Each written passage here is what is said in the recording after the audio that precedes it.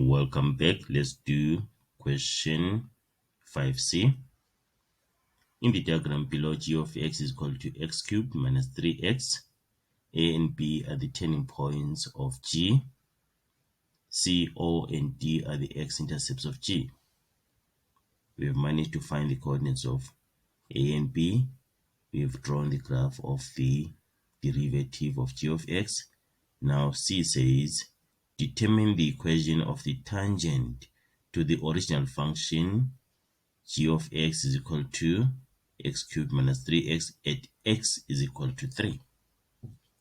Right, what do we know about the tangent and the graph?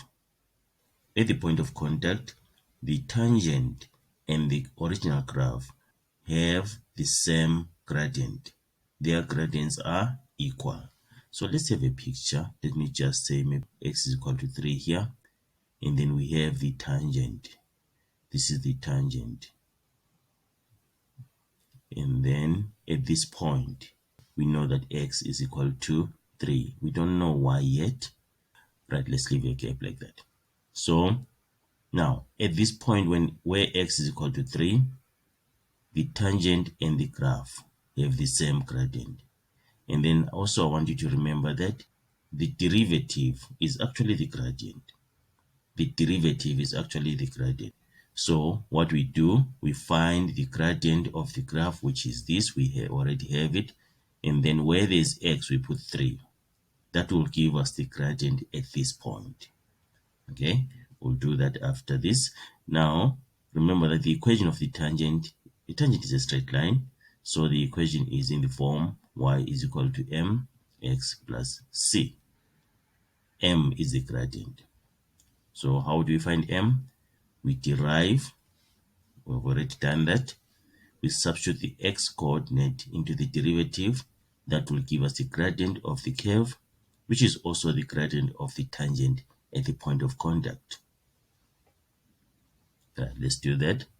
So to the derivative, we put 3, which is this 3. So it becomes what? It becomes 3 times 3 squared minus 3, which is 27 minus 3, which is 24. At the point where x is equal to 3, the gradient is equal to 24. So it means where there's m here, we put 24.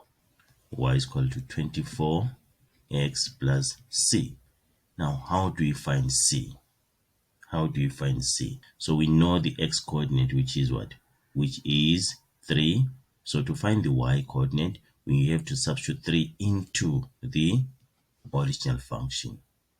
So it becomes g of 3 is equal to 3 cubed minus 3 times 3. Then what do you get? We get 27 minus 9, which is 18. So it means y is equal to 18. Remember, we're finding the equation of what? Of the tangent. So we are not yet done.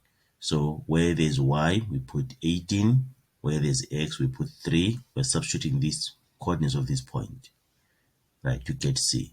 So where there's y, we put 18. Where there's x, we put 3. And then we get our c.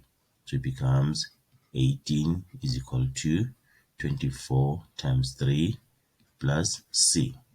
Then 18 minus 24 times 3 is equal to c. And then negative 54 is equal to c.